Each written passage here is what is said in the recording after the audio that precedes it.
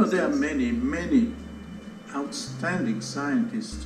We had Manuel Guzman from Spain today, outstanding. We have outstanding scientists in the UK, we have in the US, we have in Italy a large number of outstanding scientists that are doing absolutely great work.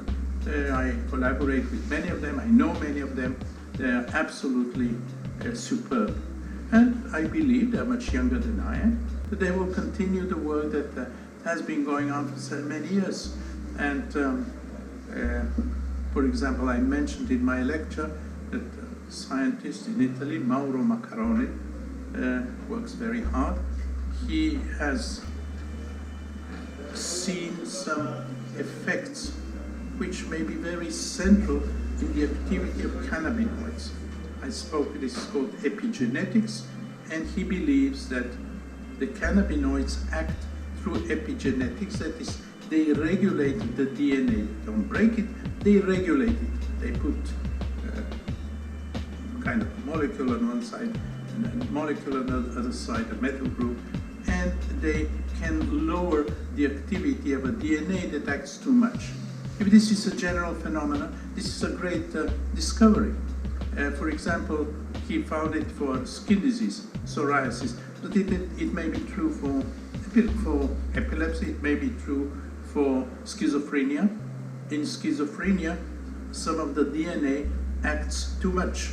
Maybe cannabidiol lowers the activity of that DNA. It may be true, it may not be true, but these are important questions, very important. So I believe that there are many things to be discovered, and I hope that people will continue discovering them. And in medicine, we still do not use almost anything of what we have learned, because there are no clinical trials. There are no clinical. Our own clinical trial of epilepsy is 35 years old. It was at a small scale. It should be done on a larger scale. The same is true for just about any of the other diseases. Is it helpful in Alzheimer? Nothing works in Alzheimer. Is it helpful in Alzheimer? But there are some indications that yes, maybe it is helpful in Alzheimer. There are other things. Not everything has to be a drug. I mean, to resolve the sickness. We had a small group of very old people, that some of them had Alzheimer, some of them were just really very old. And they were in a community settlement, a kibbutz. They were brought, and either the families paid or somebody else, and they were kept there. And the physician there decided to start giving them small amounts of cannabis, mostly THC, small amounts. And then he increased it to a certain extent.